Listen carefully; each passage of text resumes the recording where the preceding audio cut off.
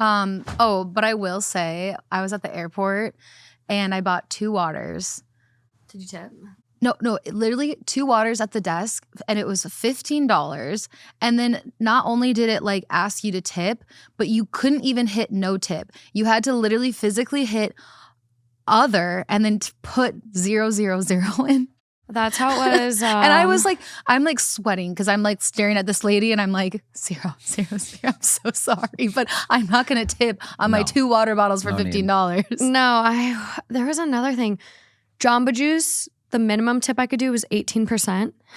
And I swear to God, they put laxatives in it because my stomach was bad I'm still after feeling that. the effects of that Jamba Juice. Oh my God. That's probably what it was. I think it's the Jamba Juice. sounds But really there was good. one Never having thing. it again. There I'll was take one thing. one. I was literally like Sacrifice staring my at the stomach. screen, and you came in and you like hit no tip for me, and I forget where that was because I was just like staring. I was like, "There's so many percentages, so many options," and I didn't see a way out of it. And Justin's like watching over my shoulder, and he just hits the button. Oh my God. And then you like. They know you don't tip, and it's so awkward. But I always the have point. wondered if that shows up on their screen on that end. Yeah. It's just like, this No person's tip. a bitch. No tip. Oh man. I know. I think this is a great way to segue because we do recognize, that sometimes tipping is necessary. If you make your own froyo and you're the one scooping, maybe you don't tip. Maybe you don't tip for a self-serve beer, but it seems like, there's a lot of people out there in this big world. And a lot of people seem like they've lost the plot. Mm. Or have they? Mm. And have we lost the plot? Mm-mm. Are we disgruntled with our lot we've been dealt? Not me. Or lot. I've been using Not a lot I. of weird words today. I just finished the new Hunger Game book, and there's like a couple big words in there I didn't know, and I was like, okay, bringing out the dictionary today. Gonna use a little thesaurus. I love this. I can't wait for you to mess up phrases from the past too. It happens. There's a new phrase I learned though, and I was like, oh, that's so good. I want to use it. I already forgot it. So that's a bummer. Big bummer. But what's new in your world, everyone? How we doing down there on the sofa? Who do I got with me today? Lauren. JT. What? Who's that? Me. You've never introduced yourself as that. He's Well, it's- rebranding, okay? Yeah. Yes. It's fresh. Don't make it weird. It's Justin and me, Morgan. Hi, guys. Welcome back to another episode of Two Hot Takes. I got some good old wine. I got some good stories, I think. And we're going to get into some good old-fashioned chaos. Some people that lost the plot. with your good old friends. Lauren and JT. I can't do this without headphones. This is too weird. I know. It is Feels like weird. we're actually talking to each other. I know. There you It's go. Oh, no, not the- That'll make It me really feel better. has tripped me up the past few times, but I think now I'm kind of used well, to it. if the mics cut out, you guys wouldn't know. And then you'd be like, oh, done with the episode, but none of it's there. Well, So I'll be here for quality control. Thank you, Justin. I really That's true. appreciate that. it makes me JT. feel safe. Like I feel like I'm in a little bubble, and it's like no one can hurt me here in my headphones. And then when Exactly. I feel like when I'm Oh, so much better. so naked. Do you want some headphones? Oh, this is so good. I do want headphones, but I'm wearing these really pretty earrings that Sarah got us at her wedding, and now I'm like, well, then I Those have to are sacrifice cool. the earrings. I have to take them out, and like, Can't do that. Lauren's earring game is always top notch. I know. Always. My Ever God, since really? I've met her. thank you. I like, Always. You have like the coolest ones every time. I She's got great really earrings. don't feel that way, and I'm just shocked that you. Especially when you stack them all the way up. Nice. Our friend That's like- Kira, who yeah. made those earrings, just commented on one of the new Patreon posts, and she was like, I just want to tell you how nice it was getting a shout out because I was Aw. dealing with like not feeling creative, and that was just so great. So Oh my gosh. Lauren's always down for some earrings. If you want to send your earrings to the P.O. box, it's in the description of this episode. Oh my gosh, I love that. Yeah, get the girl on some good earrings. Well, definitely no pressure, but I mean, No pressure. No pressure. If you want to just send a postcard, sticker, or nothing. Like, Nothing. just love Note. you guys. a note, cost of a stamp. Let's get into these today. Just be nice in the comments and I will love you forever. Let's dive in. Let's do it.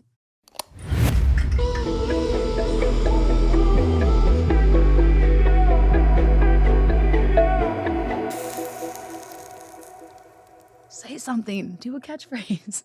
JT, get it. JT's ready. Aruga. What does that mean? It's Oh the my submarine God. diving. Aruga. I know exactly what you're trying to Why do. am I and a it's, submarine? it's so good. I don't Because know. we're diving in? Yeah. Oh Makeup ruined already. no. I'm raccooning. Gosh darn it. Oh, Can you just do one submarine sound? No. please. Please. I'll do my other sound that everyone loved on Patreon. Let's hear it. What is this? What is it? I don't know. I don't remember. I was hoping you'd play it.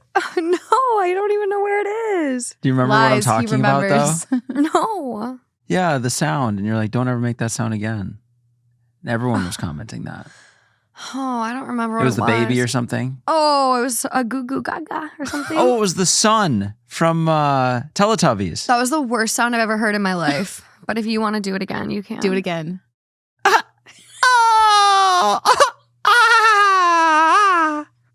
I've never heard anything of the sort. That's exactly Come out how of it this, sounds. man. That was probably even more accurate, honestly. I gotta go.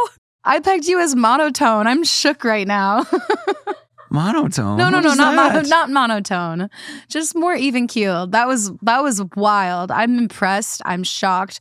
I'm happy. I'm scared. A lot of emotions. I feel like you're upset. I'll Are you refresh mad? your memory, Lauren. Am I digging myself in a hole? I don't mean to upset you. Okay.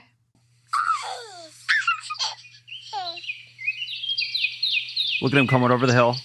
I think honestly they should hire you for this role because you do it better. Okay.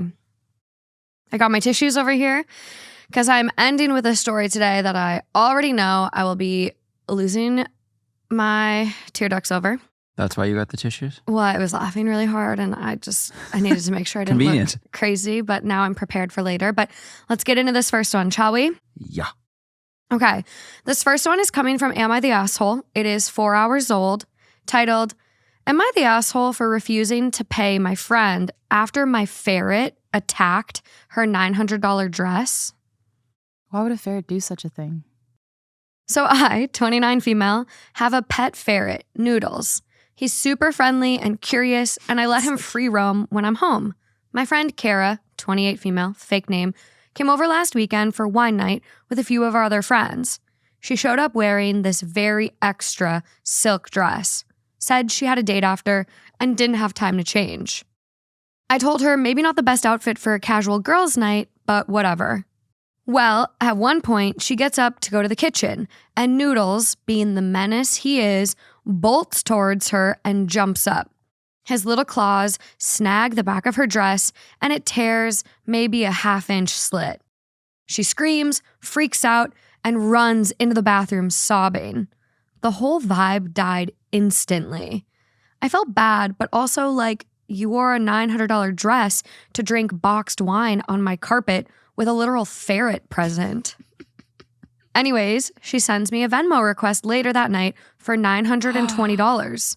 Apparently, the dress is some vintage designer and the repair requires special fabric sourcing. You could buy a new one for that price? I declined the request. She sent it again. I declined again. Oh, love Now- this pettiness. Now she's telling everyone I'm irresponsible and letting my rodent ruin people's things. She even told our group chat that I let Noodles drink wine. He just sniffed the glass one time. This is not real. My other friends are split. Some say I should pay at least something. Noodles was wasted. That menace. Others say Kara's being dramatic. Then, today, her lawyer sent me a letter saying I'm liable for damages. Oh my God. I literally laughed out loud. Like, what judge is going to look at me and say, quote, yes, pay $900 because your ferret got excited about silk? So am I the asshole? Or is this entire thing completely unhinged? I can't even think straight because this is just funny. Like, I don't know if I'm in a weird mood or if this is actually as funny as I think it is. But, This is hilarious. But hey, let's flip it around. Put on your favorite item of clothing you own. Oh, I'd be irate. Especially if it's something that was passed down or you found on a random trip at a thrift shop from whatever, designer, whatever.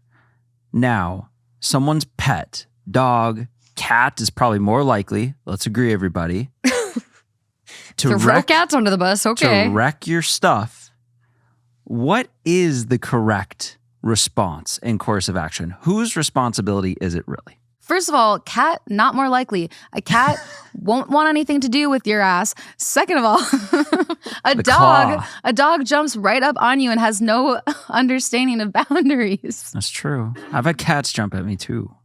Maybe I'm just traumatized from cats. But yeah, you've had bad experiences. Regardless of the animal, everyone. Yes. What is the protocol?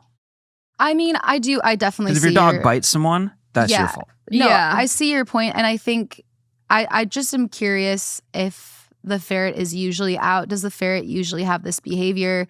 Did she say something like, hey, don't wear that around my ferret? Like, what were these conversations that were had? Because, I mean, you're right, Justin. If you go into somebody else's home and an animal bites you, hurts you, whatever, then it's usually the owner's responsibility. Yeah. So as silly as this sounds and as annoying as it is, because she's like, you came over for boxed wine with a ferret, with my drunk ferret, with Noodles. I named him Noodle for a second. Well, and then she in court can say, well, he was intoxicated. He didn't know what he was doing.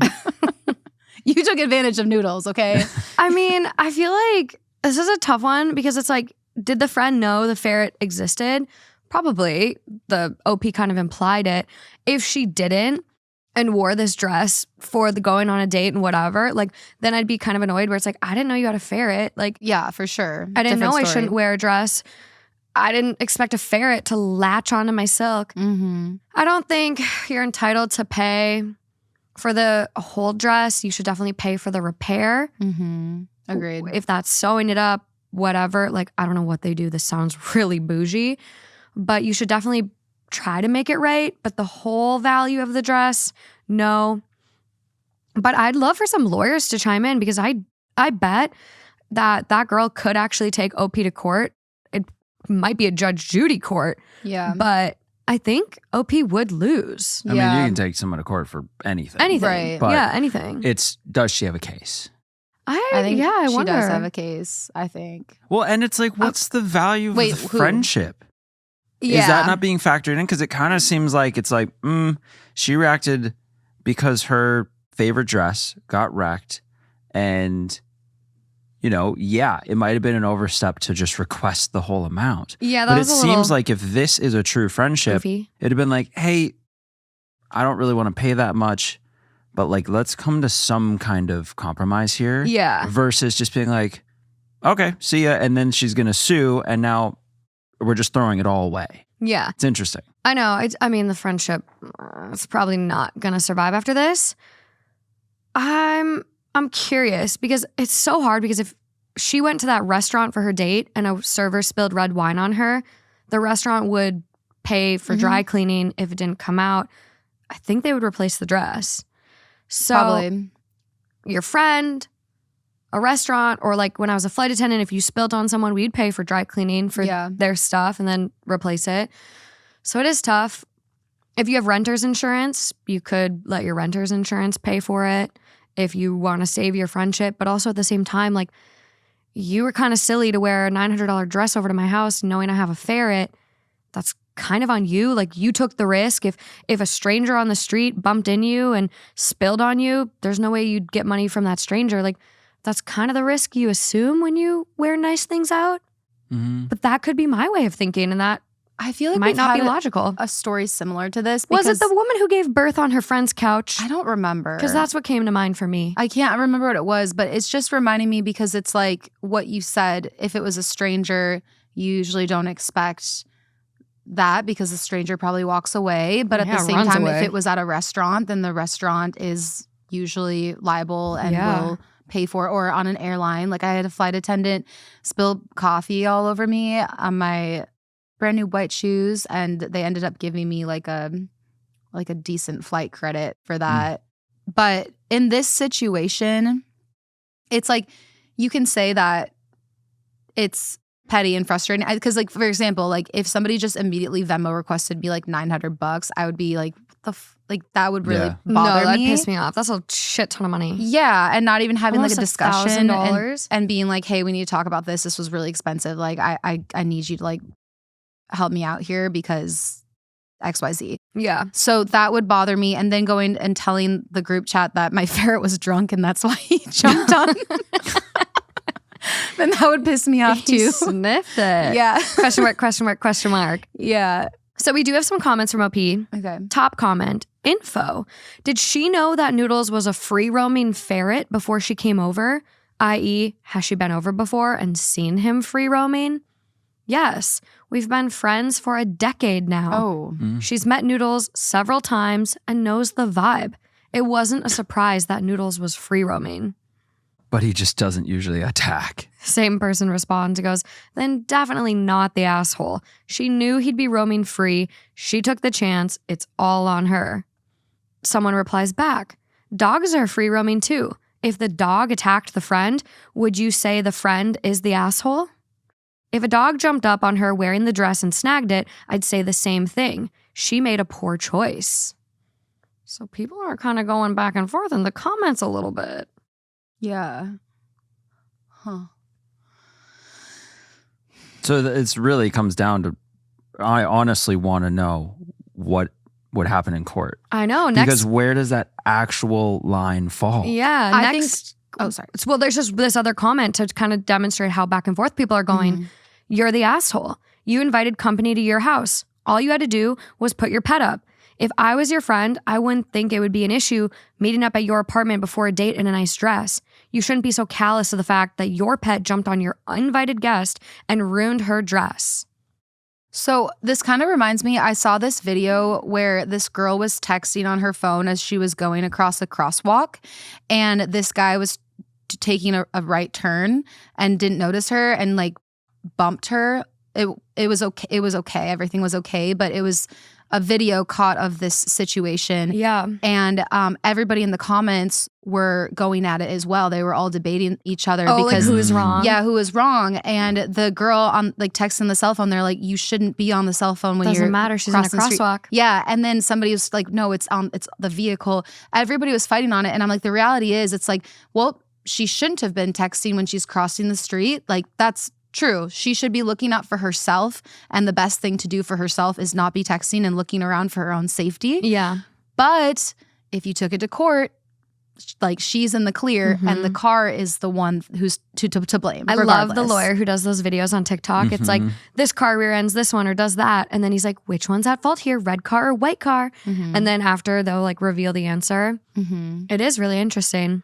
Got to study up. You gotta study. Yeah. So in this case, I think it's like the friend wearing the silk dress seems like kind of annoying and frustrating. But at the same time, if they took it to court, she'd probably legally win the case. I'm not sure, but that's what I'm guessing. Because like you guys said, if it was a dog who jumped and bit somebody, they would be Liable. right. So I think OP technically, if this got brought to court, I mean, this girl's involving her lawyer. yeah. She means business. And maybe this like isn't the first time Noodles has like been a menace. Every time OP's words. the name Noodles comes up, I'm Noodles might have a history. Noodles might have a rap sheet. I don't know. I'm inspired to buy a ferret named Noodles. Because honestly, Next time you guys see me. I'm never this coming girl- over. if this girl's involving her lawyer though, like that's a drastic jump. OP does have quite a few comments here. I mean, it's only a couple hours old, but OP goes, that's what I was thinking too. Like $20 or $40 stitch up would have been reasonable. But I don't know. I'm not a seamstress, so I'm not sure. Surely not a paycheck's worth of repairs.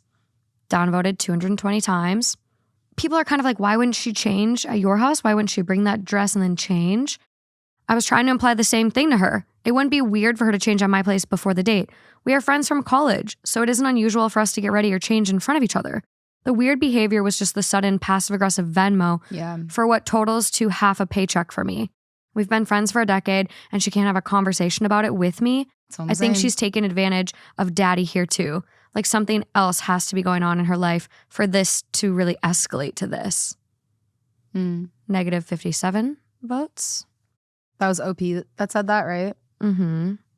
Yeah, Kara, the girl, has pet sit and watched Noodles before. If the group coming over wasn't already familiar with my ferret, then I would agree, but this wasn't his first time with the group. Kind of implying like I would have put him away, but that isn't an issue because everyone's comfortable with my pet Noodles. Yeah, but I would say that when you saw she's wearing the dress, that's super nice, then it probably would have been a good idea to put Noodles away. I mean, I wouldn't say like, Lauren, come on over, and you're wearing like a really nice fancy dress, and I wouldn't say, hey, get on my horse. No, you're gonna get horsehair and dirt all over you, and you might smell like shit. Mm-hmm. My horses don't smell like shit, but you get the point. Mm-hmm. But anyways, final vote on this one. Where do you guys land? Gotta go to court. I'm ready. I'll be there. Not the asshole. Give me the date, time, location. You're ready. Yeah. I have a hard time giving like a hard stamp on this one. That was my cop-out. Okay. We're going to kick it off with a vote to the people. There's no vote right now on Am I the Asshole? It is too new. Wow. Dang. I'm kind of in the boat of everyone sucks here, I think. Did she have to wear the dress? Maybe, maybe not. You kind of knew you were going to hang out with Noodles. Could the friend have put Noodles away? Yeah. Could they have had a conversation before the passive-aggressive Venmo fight? Yeah. That's the part that bothers me. Like, why did you have to have a chat? Yeah. Have a chat, guys. Well, it's interesting that neither of them anticipated this. Is this a first? Is it just happened to be that material? It's like the first time something like this has occurred? Based on OP's comments, this is a first. Either the friend going over could have had the idea to say, hey, can we put him away? Because I'm just, I don't want to mess around with this dress because he tends to go towards things. Or the owner could have been like, hey, I'll just put him away just because, just in case. Sorry. Yeah. So neither of them anticipated it. It's like it happened all of a sudden. So is it a no first? assholes here? Oh, I don't know. I'm just adding more fuel to the fire. Mm-hmm. Well, let's see what you both think about this next one because it's also a little juicy. Okay. Yeah. This one is coming from r/Am I Overreacting, 7 hours old. It is titled, Am I Overreacting for Kicking My Sister Out After What She Did at My Wedding? I, 28 female, got married last weekend to the love of my life. It was a smallish wedding, around 80 people, very personal, lots of emotions, and we paid for everything ourselves. I had asked my younger sister, 24 female, to be my maid of honor. We've always been close, and I've helped her through a lot. Bad breakups, school stress, financial stuff. So I thought this would be a beautiful experience for both of us. The day of the wedding, everything was going smoothly until the reception. During the speeches, my sister went up and started her toast by saying how happy she was for us. But then, without warning, she started crying. Hard. At first, I thought it was just emotion. But then she started talking about how hard it was to, quote, watch someone you love get married when your own heart is shattered. No. She revealed on the mic, in front of everyone, that her ex-boyfriend, who she was still heartbroken over, had proposed to someone else a week ago. And it had wrecked her. She went on for about 3 minutes. My husband looked mortified. My mom tried to pull her off the microphone. And people were dead silent. Then she dropped the mic and left the reception in tears. I didn't chase after her. I was honestly stunned. I made it through the rest of the night, but didn't enjoy it the same way I had imagined. 2 days later, she showed up at our apartment. She was staying with us temporarily while figuring out her housing. I told her I needed space and she needed to leave. She started sobbing again and said I was punishing her for having emotions and that she didn't mean to ruin anything. She just broke down and didn't know what to do. My mom and a few mutual friends are saying that I'm being too harsh, that she clearly wasn't trying to be malicious and is obviously going through something, but I feel like she stole one of the most important moments of my life, and I honestly don't even know if I want her at any future milestones. Am I overreacting? Go for it, Justin. I don't think you are, in the sense that I think when people have the ability to walk away or need voice, that they need some space in, like, even just a regular argument. If you're just like, hey, this isn't productive, I think we just take some space and preserve the future relationship instead of saying things or hearing things that can never be taken back or things being taken too far. In that sense, it doesn't feel so much to me like you're putting out your sister who's struggling so hard right now and just needs someone. You're more for your own and her own good, as well as your mutual relationship, doing it with good reason, because you're coming off of this so fresh and you're still very affected by it, frustrated. Yeah. And yeah, you say now that you want nothing to do with her at future events and all this, future milestones, but That'll get better. I think that's just how you feel right now. But because you're it's mentioning raw. things like that, it's probably best for her to not be right in your space day after day, just so you can get some space from what happened. Come back down.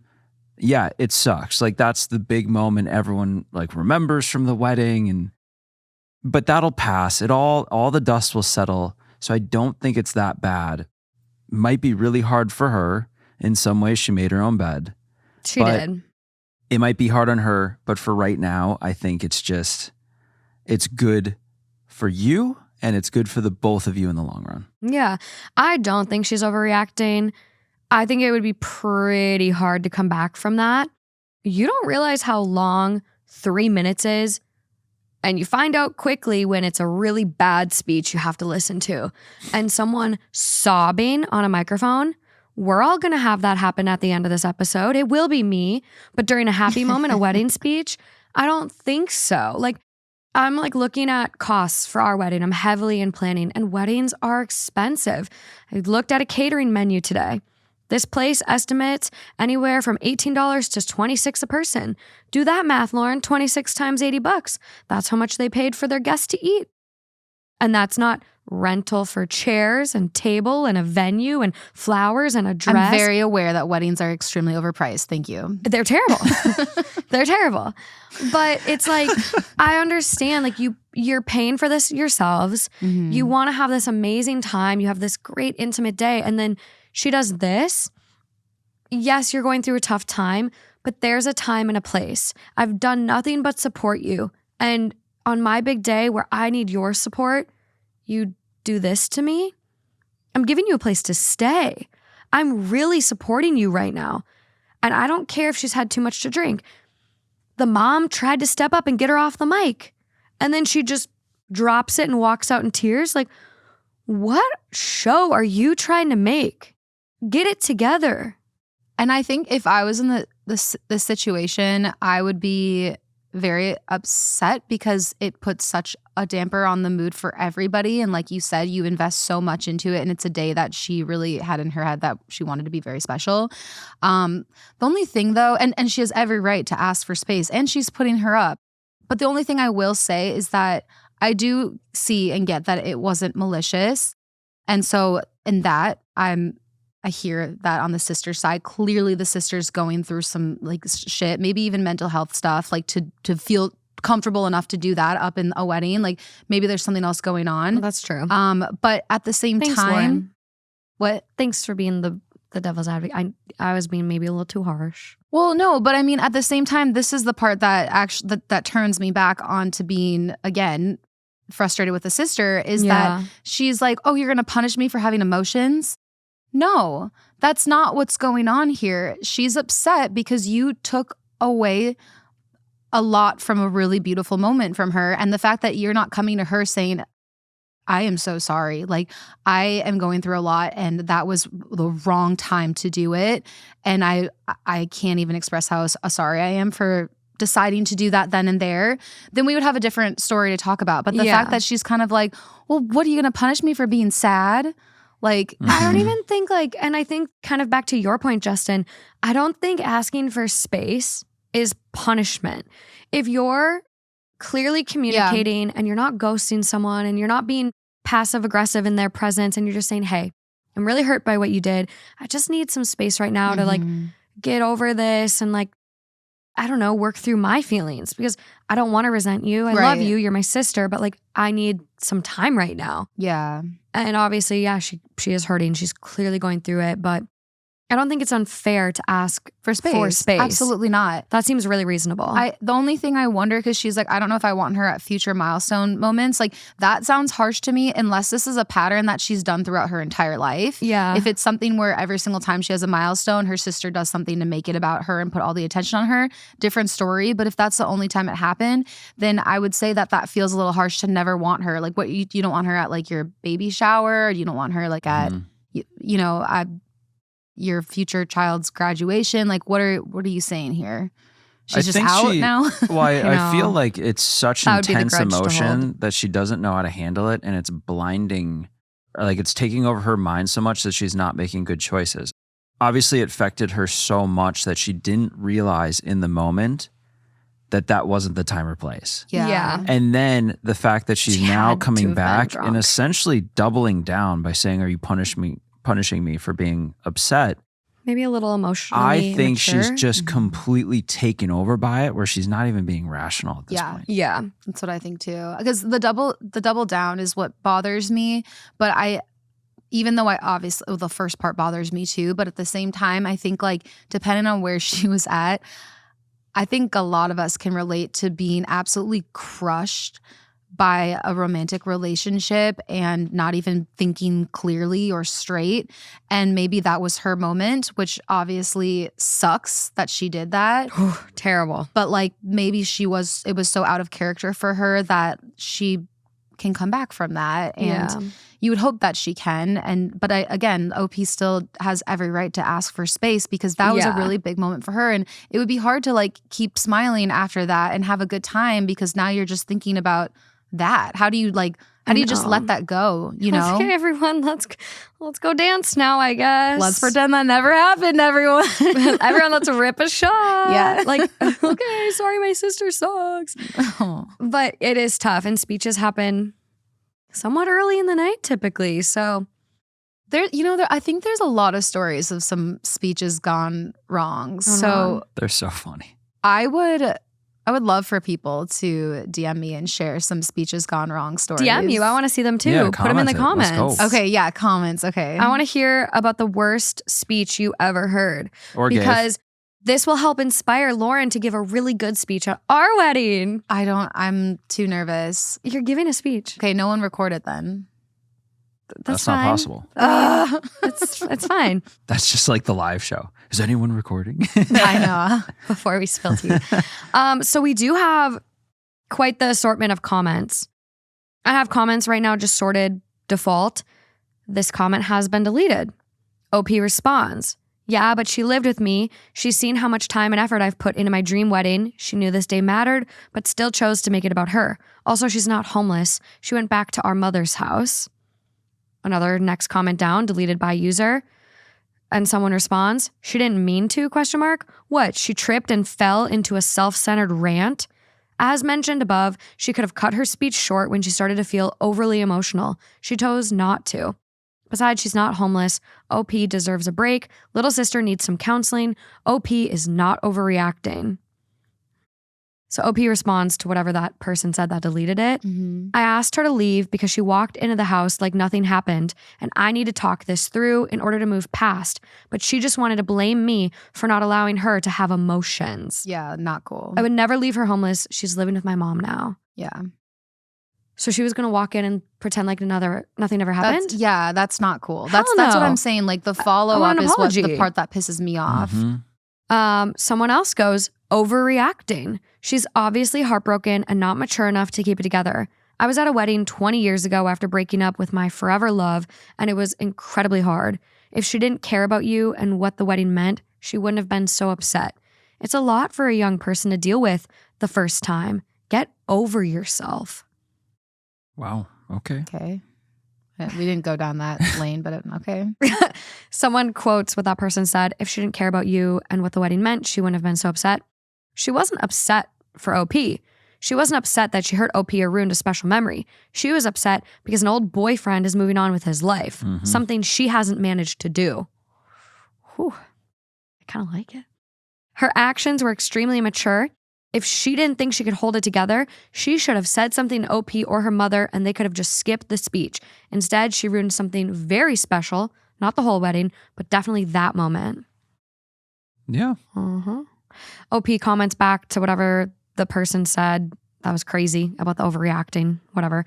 Yeah, and I've been there for her this whole time.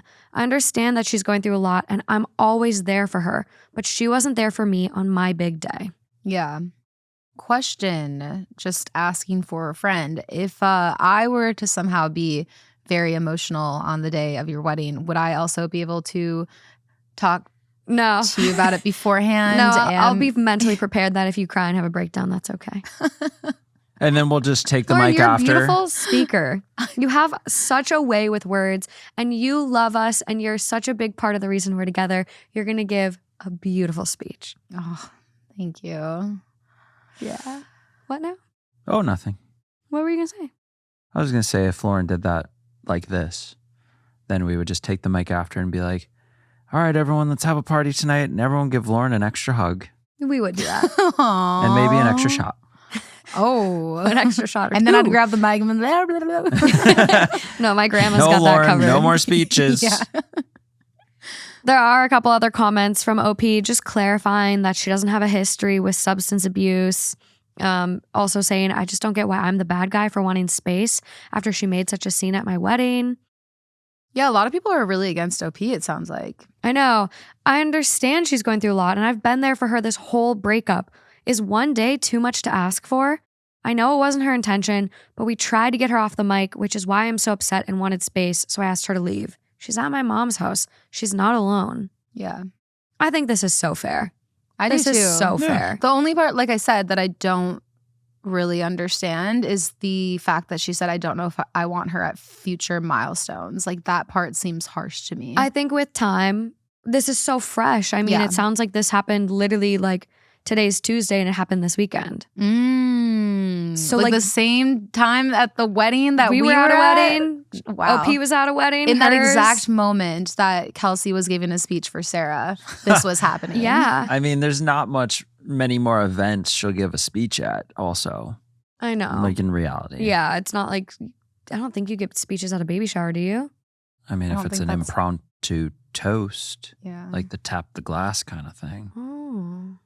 No one really did that at Sarah's wedding. Sometimes people get a little carried away with the glass tapping to kiss. Yeah. That didn't happen much at hers. It's kinda, No. It was kind of nice. No romantics there. They did a little bit.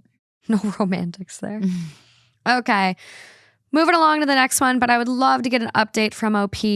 I'm curious how this plays out and if your sister does decompress and give you a good apology. But we're moving on to this next one.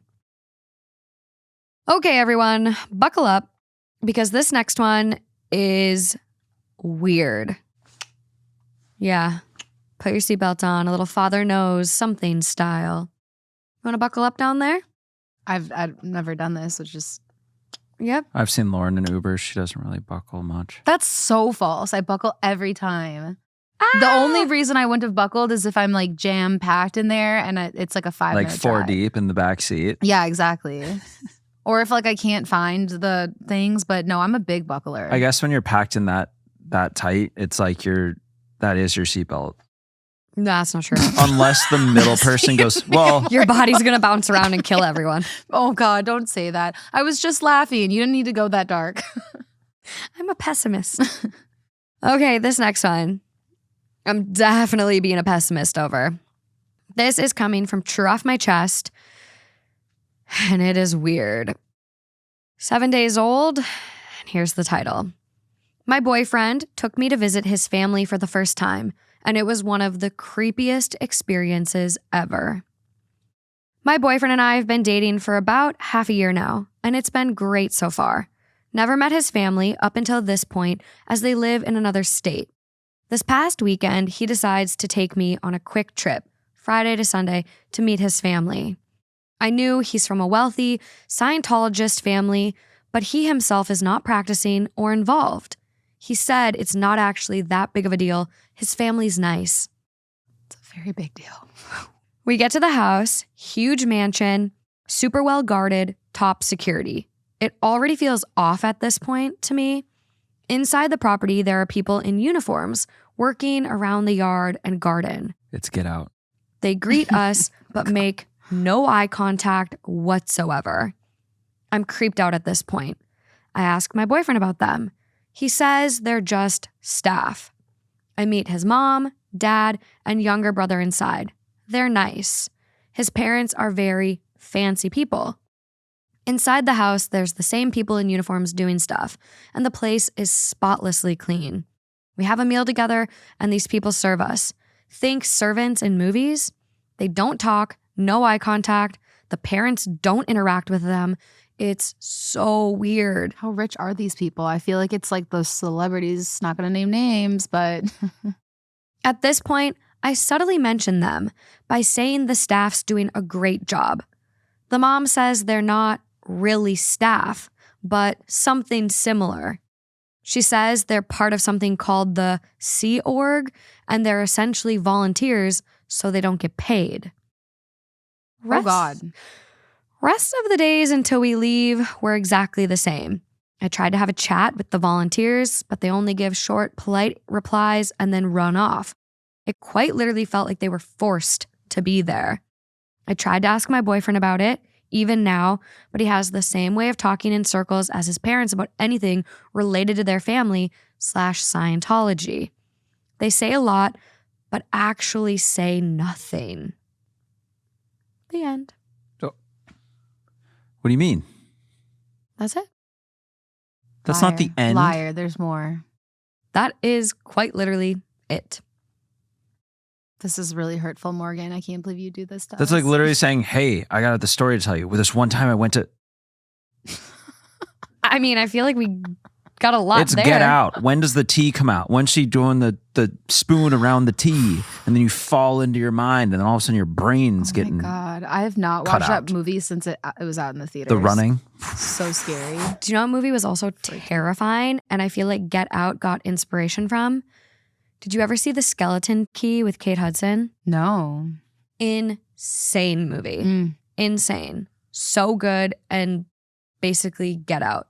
Oh my God. Oh, speaking of scary movies, Mm. everyone watched Drop. It just came out. Ah. I have two friends that wrote the movie, which is really cool. That is I sweet. wouldn't really call them Damn. friends. They're like acquaintances that I've met a long time ago, but I'm Okay. still really excited for I love them. that. That's Yeah. really cool. Yeah. Let's go to the... Oh, this already premiered. Shoot. Dang, Lauren. We could have been at the premiere. Did you look up Sea Org? Is that acquaintances? Yeah, okay. Let's look up Scientology Sea Org. The Sea Org is the elite paramilitary branch within the Church of Scientology, consisting of its most dedicated members.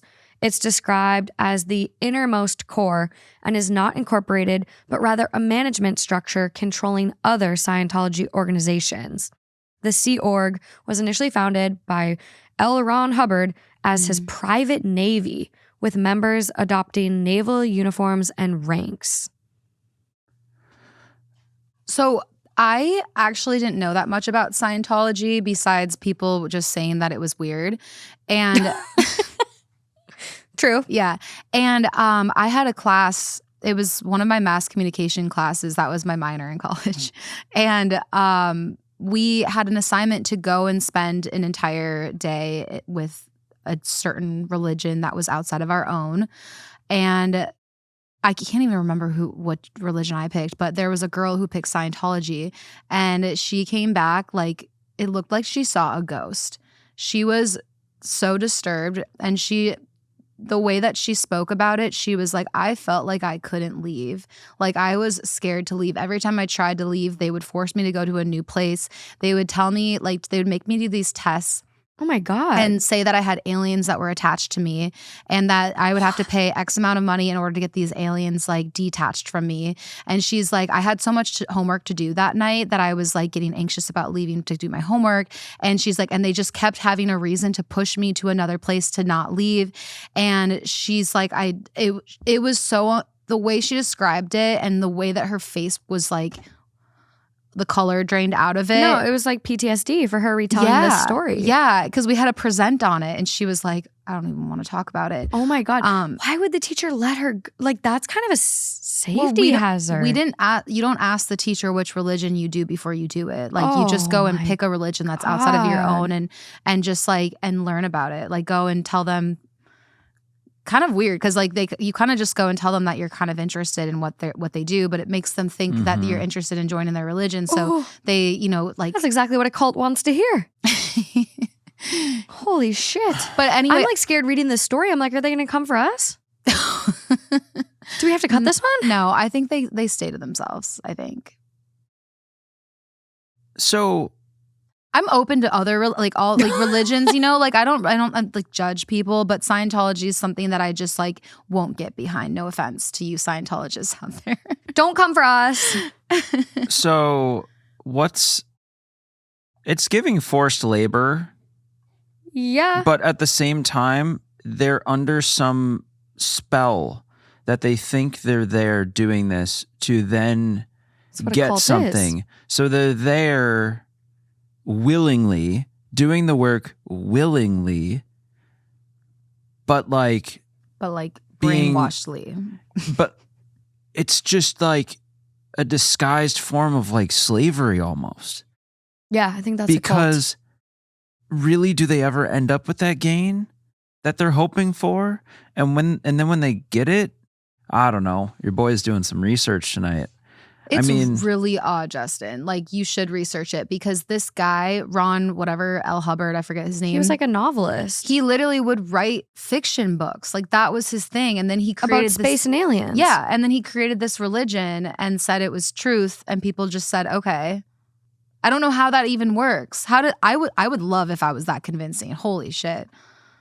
I mean, the space and aliens thing does intrigue me. Not gonna lie, but at the same time, fiction books. I know. I'm kidding. Like, okay. I like, you know, I'm a physics. I'm losing you, Justin. I'm a physics boy. I start making floating. A space joke. I start floating off. Oh my God. Yeah, I just without knowing, because it doesn't seem like she knows very much about any of it, just like us, and so yeah, it would be just very uncomfortable. And I probably wouldn't go back. No. And I'd probably be reevaluating when I'm trying to ask you have to break my partner stuff and they're giving me this runaround. We all know what that's like. We've all been deflected. Lying. I think he's lying to OP. Well, they're all lying. The whole family's lying. We don't know what's happening. But it's just weird. I don't know. I just want to I want to go into the basement. What's in the basement? Definitely like where's the tea? Where's the surgery? Where's the operating room? Whoa. I might need to watch that movie again. Tonight. Watch it by yourself. No. When Brian's out of town. No, with you guys tonight. Let's do it. Let's go. Top comment on this one. I live near Clearwater, where one of the Scientology capitals is. Those aren't people to mingle with. I'm sure you love your boyfriend, but his lack of participation is most definitely not known to his parents. They would have exiled him. Oh. That situation is a ticking time bomb. Next comment down. Or he's lying to OP about how involved he is. That's what I think is happening. Yeah, because he's trying to recruit her. Oh. It's not a big deal, babe. Come on. Was Get Out based on Scientology and then switched into the brain thing? The like getting a younger body thing? I love your typing as you look away. Let's figure that out. Or it's just based on cult vibes. I'm not seeing anything about Get Out being based on Scientology. Okay. However, I do find it ironic. You know the show The Handmaid's Tale? Mm-hmm. You know that the main actress is in Scientology? For real? How ironic is that? That's crazy. You don't think she would have picked up a thing or two trying to fit into that role? Whoa. Goofy. I'm shook. Was this before or after? Did she get it like... I don't know. I need to know more. This is something I'm going to look up after. I don't know. One, so I looked up, was Get Out based on Skeleton Key. One could even say that Peele's film plays like a mirror reflection of the Skeleton Key. Is there a chance that Scientology is not as wild as I believe it to be? Like, is there different versions of it? Like maybe we're only referring to the Orthodox extremists versus Conservative versus Hasidic. Yeah. I don't know if there's any Scientologists in our community. Please let Lauren know. But I'm gonna move along now because I'm scared. Just let her know though. Yeah, that one could be a DM. Only me. That one can go to Lauren's DMs. I'm good on that one. Oh man. Okay, moving along to this next one. Back to a wedding drama one because it's that time of year again and weddings are coming up and on the forefront of my brain. Mm-hmm. So this is coming from AITA. It is titled, Am I the asshole for flipping out on my brother for accusing my mom of wearing a white dress to his wedding? Classic. So here's the deal. A classic. So here's the deal. I'm the younger sister in a very complicated family, and things have been tense since my brother George got married to Yennefer. To give some background, my relationship with Yennefer has been rocky from the start, and she's not exactly warm to my mom or any other relatives. How do you spell Yennefer? With a Y. I've never heard that before. Have you not seen The Witcher? Mm-mm. Anyways, the issue came up during their civil ceremony where my mom wore this beautiful cocktail dress that has a white base, but the overlay is this bold, dark blue lace with ruffled sleeves. Well, Yennefer lost it. She completely flipped out and wanted to kick my mom out of the wedding, but somehow refrained from doing so. Since then, though, every time there's a family conflict, Yennefer and George always bring up the fact that my mom wore white at their wedding. Yes, she wore white, but it's literally not white. It's a white base with blue lace. I can't even. Now, almost a year later, my mom tries to talk things through with the family and rebuild the relationship, and George hits her with a list of grievances, including, quote, "You haven't apologized to Yennefer for wearing white." I'm honestly about to lose it. Like, we're still going back and forth to this ridiculous dress issue. My mom is genuinely confused why this is even a problem, and I'm just trying to defend her. I feel like it's completely unfair to keep bringing up something this petty. And at this point, I can't help but feel like it's just another excuse to attack her. Am I the asshole for wanting to stand up for my mom over this dumb dress situation? I just don't get why it's such a big deal. No, Lauren. What? Your turn. No, I pointed at you, so nose goes, it's your turn. Would we like to see the dress Yes. prior to any takes? Yes. No, this is what I think. This has been a topic for so long now, right? I think you should show the dress if you are like close to the bride. Show the dress that you're going to wear. Get approval. Let's just stop making this so complicated, everyone. Okay, I'll say something without seeing it. Any white is too white, okay? Why even go there? It's one day. You can find something that looks just as good. Why does it have to even be borderline? What's the point? So I've seen the dress. And Let's see I it. can't say anything at this point. Oh my God. Well, let's see it. Show it. This is the dress.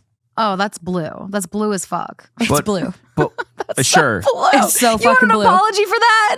It's blue. I agree. It's actually up. blue. It's like light blue and dark blue It's overlay literally flowers. blue. I agree. We can get into the story now, but I would just say, why even be borderline? Why even put cause any potential? No, you guys, I honestly so I went to a store here in LA. I went to House of CB to go get some dresses for Sarah's wedding. And me and a bunch of other girls were panic buying for events that weekend. And I walked in and out in a dress, and I'm asking the girl, I'm like, is this too white? Like it's not a white base, but like when you kind of look at it, it's like it's gray, taupey colored with flowers. And I'm like, it just feels too light and bridal. It feels like something that like a non-traditional bride could maybe wear. Mm-hmm. Definitely not, but like I'm in my head about it because of all these stories. And a girl walks out in like this beautiful like corset skirt set, but it's actually a white base with flowers all over it. And she goes, oh, I was thinking the same thing. My friend's having her bridal shower this weekend, and like I really like this. And I was like, don't do it. Don't do it. I told her, I was like, don't do it. That's too close. Okay, now to this one. This is actually a blue dress. It's definitely blue. This is blue. Quite literally blue.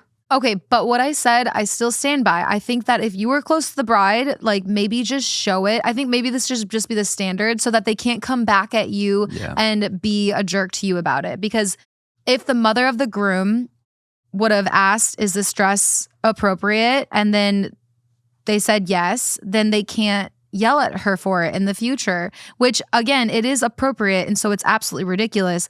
But I think maybe we just need to make this be a standard so people can't hold it against other people. Let's just ask the dress, even if it's literally blue, full on blue. Let's just ask moving forward. I think if you're crazy. That close, immediate family, best friends, I think you should ask. But like, here's the thing. There's literally a subreddit now on Reddit called like wedding appropriate attire, right? And people gaslight the fuck out of you in there.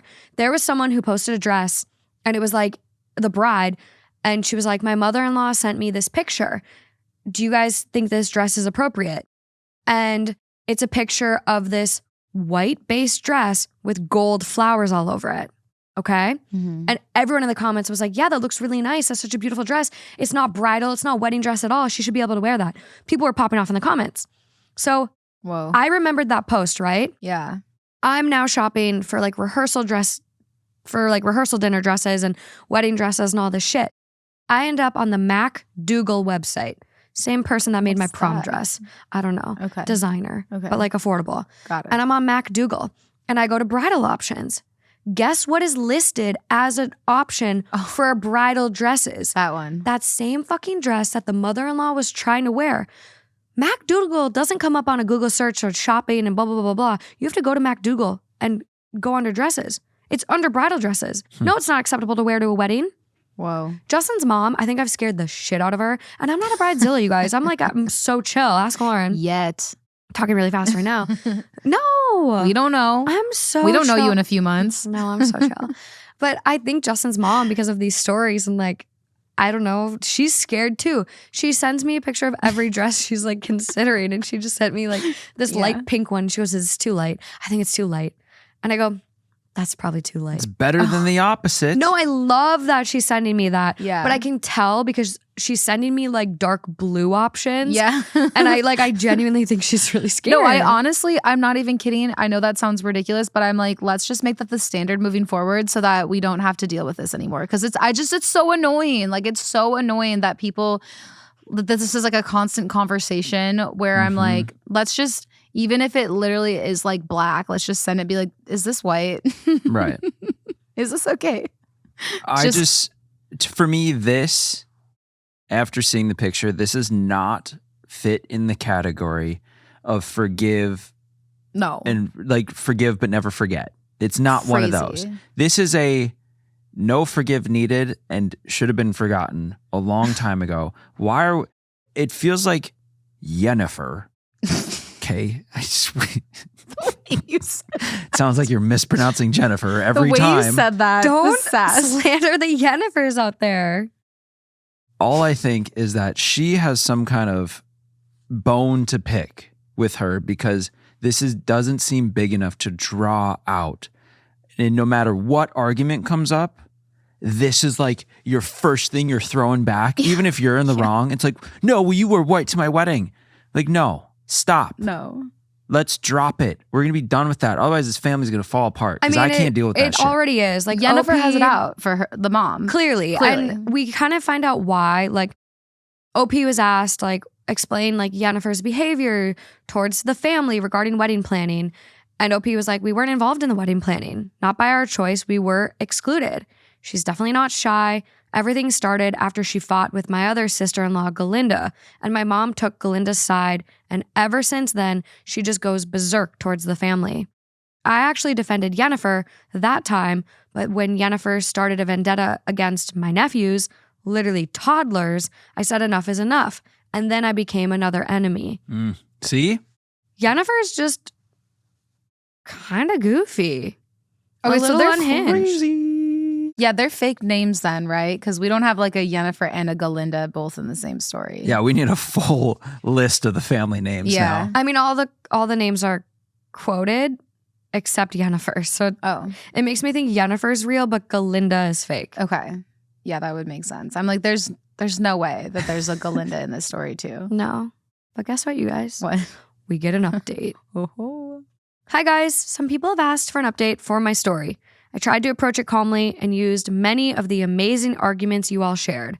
He did acknowledge that it wasn't really about the dress, but more about the person wearing it, which honestly brought me some clarity. I tried to go deeper and address the root issues that have driven this divide in our family. For some context, I moved abroad to study for my master's, and shortly after, George and Yennefer announced their wedding dates. I wasn't able to celebrate or support him through any of it. Still, I tried to reach for a compromise, traveling over 28 hours just to be there. But their date was right before my thesis defense, so I asked if they could consider adjusting it slightly. The response I got was, quote, "Our personal life doesn't revolve around you." That absolutely crushed me. Many of you asked what our relationship was like before Yennefer entered the picture. The truth is, I always considered George my best friend. He's 5 years older than me, and growing up, he saw the struggles I went through from our parents. He always tried to shield me from it, and I loved him deeply for that. I'll be honest, my family is far from perfect. My mom has her own mental health struggles, and my dad is narcissistic and controlling. They divorced when I was 13, and George was 18. Despite everything, my mom fought tooth and nail for a fair alimony to support both George and me. And I've worked hard to understand, forgive, and appreciate how far she's come. But something in George has changed. Suddenly, we all became villains in his narrative. The bond we once had, the years of mutual support and shared struggles, vanished. Now, everything revolves around Yennefer being the victim, and the rest of us are painted as threats or enemies. I supported them from the start. I recognized the power imbalance and knew they'd need allies.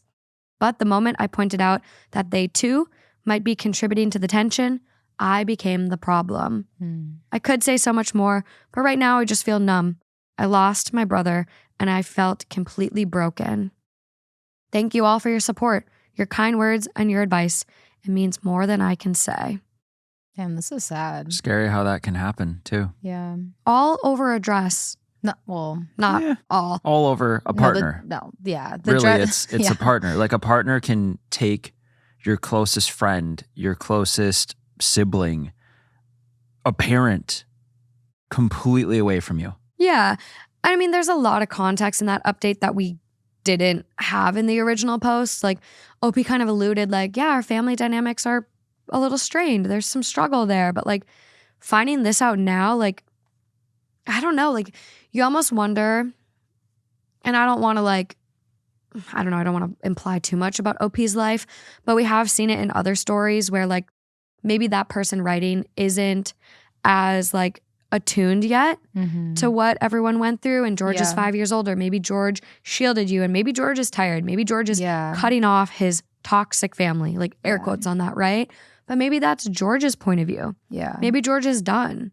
Right. And maybe he's so hurt by the mom and the dad and whatever happened that George is like, if you're going to stick up for mom and not have my back, I'm done. Yeah. Like, it'd be interesting to see what side we get from George and Yennefer. Yeah, I agree. Out of curiosity. True. Yeah. But you then never there's know. also that third side, right? Like, There's definitely a lot of different storylines involved, and we don't have the full storyline from an objective point of view. But I do think that no matter what the issues are that are going on, I think it's pretty immature of George to continue to blame the mom for a dress, even if the mom had other issues going on and he was having struggles with her, to continue to bring up the dress like just shows that he also is not really there yet either in terms of like an emotional maturity, because that's just like a cop out. Yeah, well, and he's now admitting it's not about the dress, it's about who wore it.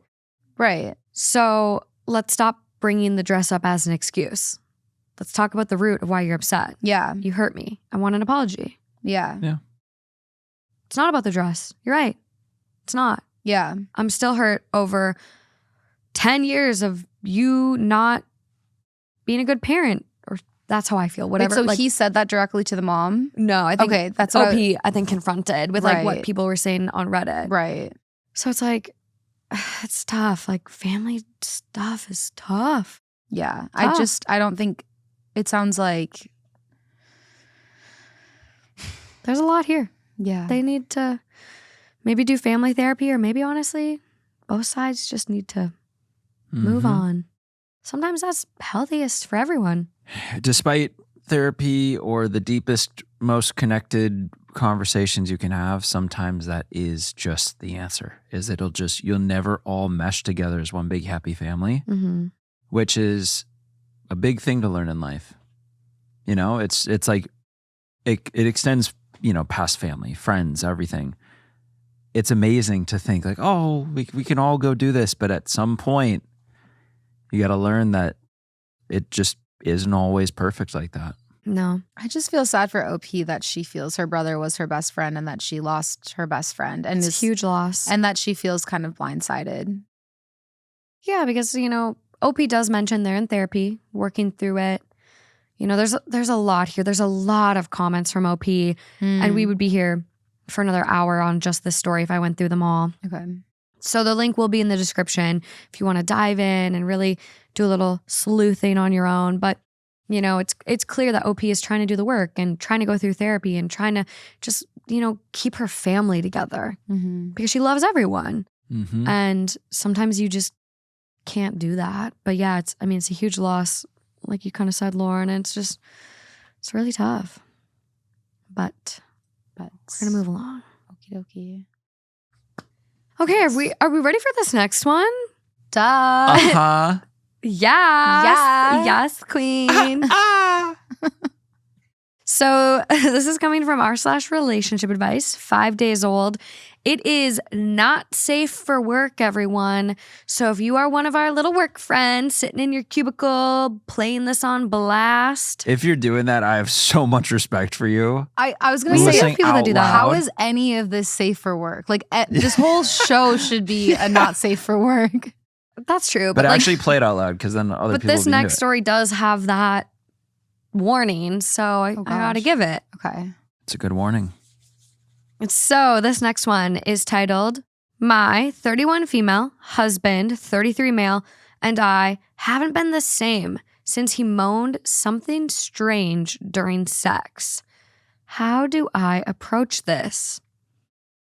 Throwaway account, because people we know use Reddit and I don't want them to know about our sex life. My husband and I have been married for almost 2 years now, and nothing like this has happened in our relationship before. We've always been very open with each other, and we both like to hash out problems before they escalate.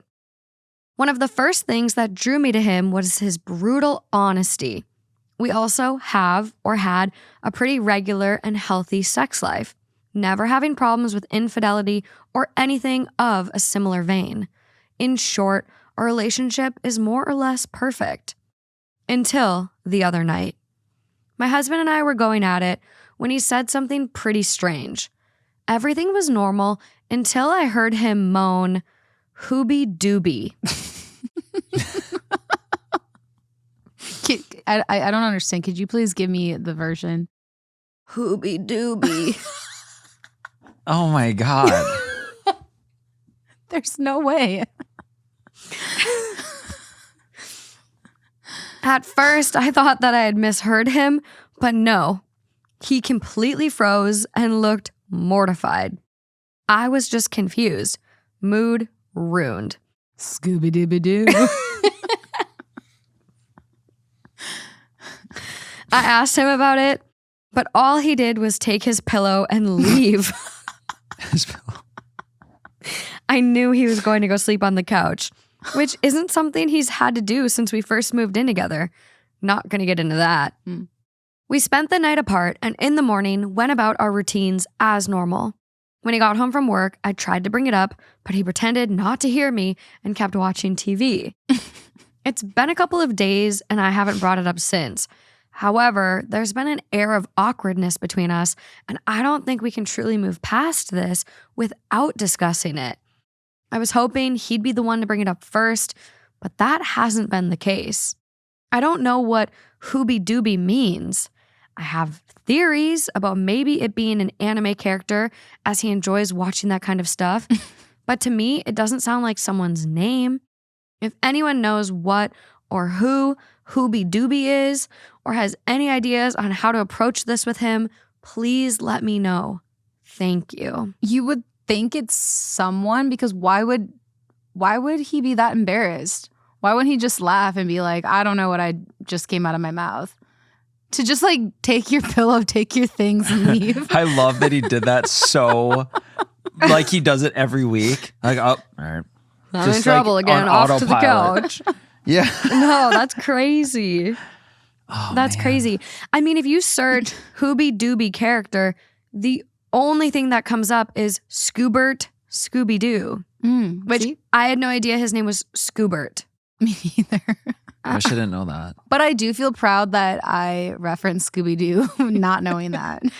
I mean, this is so interesting. I'm like, where did this come from?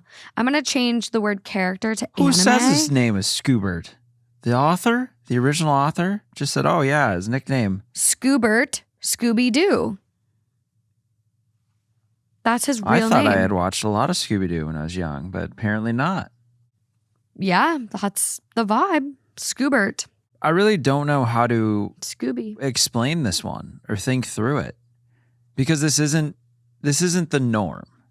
Usually it's a name, whatever. But, Yeah. Sounds like an Adam Sandler movie. It would seem like it'd be an Adam Sandler thing, like hoobie doobie, smoke that joint. Like, I don't know. It is giving that. Is anime ever not a cartoon? I thought anime was always cartoon, right? Yeah, you're I probably guess right. unless you're at like a convention and people dress up like the Comic-Con. characters, but But no, anime is usually always cartoon. So I don't anime, know isn't what that like this short is. for animation? That's what I was kind In of some thinking. sense, In some isn't sen- that really? I don't know. maybe. I don't know either. Making up things on the Sounds spot. like that works. It is a shortened version of animation. Nice. Look at that. Nice. Yeah. But that's why I think it'd be a stretch to think that he would have like an anime love. I mean, It's a cartoon. but he likes to watch that? I don't know. The thing But that's nothing comes up when I type hoobie doobie anime. So I don't know. It's so interesting he moaned it too. Just like, the thing that sucks is you'll never ever truly know. Kill Taller. you think he'll lie? Why not just admit it? Well, Waterboard sure, him. he may. You're already embarrassed. He may, Just but you'll admit it. never know for sure if that is the truth. You'll never know exactly what was going on in his brain. Ever. Top comment. Only he will. The top comment on this one. Is your husband a sim? Oh, I'm so glad someone else had this thought. The next comment says, I was thinking has a secret Sims fetish, but yours is more fun. Is this something they say on Sims? I was going to say, am I too old for this? Am I too young for this? I'm missing it. Shooby Dooby, in the context of The Sims, is likely a reference to the nonsensical language spoken by the characters, Whoa. known as Simlish. Whoa. When they're in the bedroom together? I don't know. Can you get in the But then- bedroom in Sims? Shooby Dooby. Why would you be embarrassed though? That I would like think he would laugh. Like, oh, I was he playing also Sims. He said Hooby Dooby. But I don't know. Maybe Simlish, it's all the same. I'm not a Simser. I don't know. I'm sorry, So guys. any gibberish just can be attributed to Simslish? Yeah, now I'm curious what they sound like. I did play Sims a little bit when I would hang out at my friend's place. I would But never play it at home. Well, no, I think that I didn't have the Ah. whatever it was that you'd buy to have it. And so I'd play it sometimes with her and it was fun. It definitely was entertaining. Yeah. I was a Club Penguin guy. I don't even know what that is. I was really, really dorky, and I played The horse game. The horse game. I played Horseland, and then Horseland blew up, and they sold and made it into a TV show. But I played Horseland when it was literally just an online game like Club Penguin. And then there was another one called Equiverse. Nice. It was super weird. Oh my God. This just Still reminded me that one of my old neighbors, which I didn't know watched the show, Oh no. reached out to me and asked me when I was telling you guys about the story when a little kid was running after me and my friend with an axe in the neighborhood. Yeah. And my old neighbor DM'd me and was like, was it so-and-so? And I was like, No way. No. That's No. hilarious. That's so funny. A lot of other comments from people, mostly getting into Simlish language. Sul, Takara Wolga, Bana Snala, That was a good one. Kanfragugalia. This is starting to sound like Justin's son, Teletubbies. It voice. reminds me of you in Germany. Don't do that. That Peter Griffin meme Nope. when Don't he do tries that. to speak French. Mm-mm. It was a good time. Someone else goes, maybe he just really loves this song. And they link a song that is titled Ooby Dooby by Roy Orbison. Hey, baby, jump up,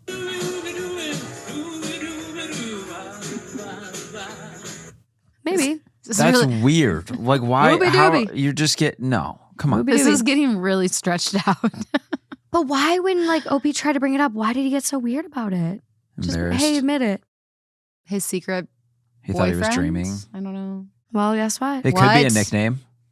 We have an update. Is it a You nickname? little- We're Did gonna you not find hear out. what she said? It's a weird nickname. And I also like No, he if that's didn't. someone's little nickname, saying it in bed, Ooby I Dooby. couldn't ever do that. Is that your moan, Morgan? It's pretty weak. Go a little harder. Let me hear yours. No. That's what I thought. Yeah, okay. Got him. Got me. Yeah, I can't stand the heat. Get out the kitchen. Is this are we fighting? Yeah. That's kind of cute. Did you hear that? We have an update? Yeah. Waiting for it. First of all, I'd like to say thank you for all the helpful and funny comments. They showed me the humor in this situation. Now, the moment you've all been waiting for. What is Ooby Dooby? Last night after dinner, I sat down with my husband and I brought it up. I reassured him that it was nothing to be embarrassed about and that I was just curious. He was reluctant to share at first, but it didn't take long for him to open up.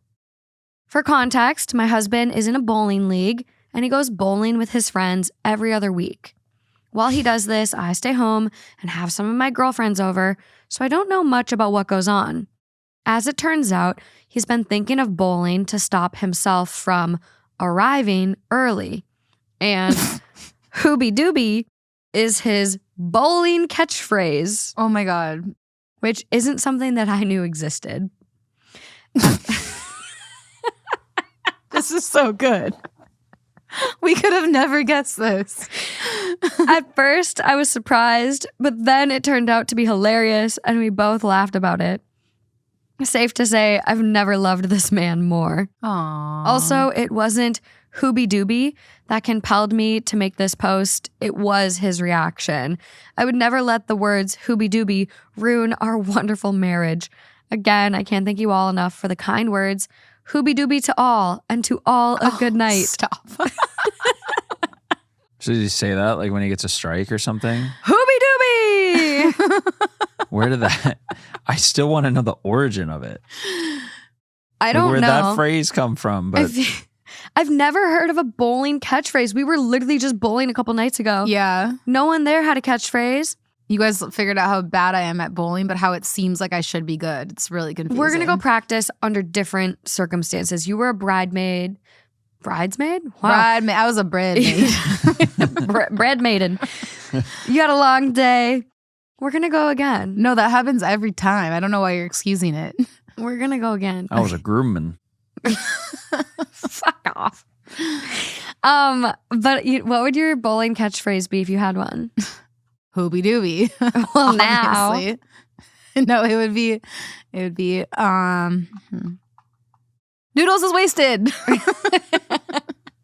Mine would be Lightning McQueen's ka-chow. Oh. No, it'd be the cha-ching. Oh my gosh. My little Shopify ad. Ka-ching. That probably would be. I love that. Cha-ching. What's yours? Maybe a fart. You don't fart. You fucking fake. Mine, honestly, you know what I think would be great? Just kidding. I just whip out an air horn. It's like, What about that submarine? Aruga. no. Speaking of, I just watched the Titanic 20-year like recap with James Cameron last night. Did you see the new LiDAR thing? The new sensors that they sent down? No. Does it make that sound? Is that why you're Yes, reminded? it does. They sent these 2 robots down, right? And these robots spent like hours and hours. I think it was like 28 hours like recording the Titanic in LiDAR. So then they could then take the data and like they made this room with screens 100 feet tall to like It is cool, yeah. make it real. Guess what they named these 2 robots? What? Romeo and Juliet.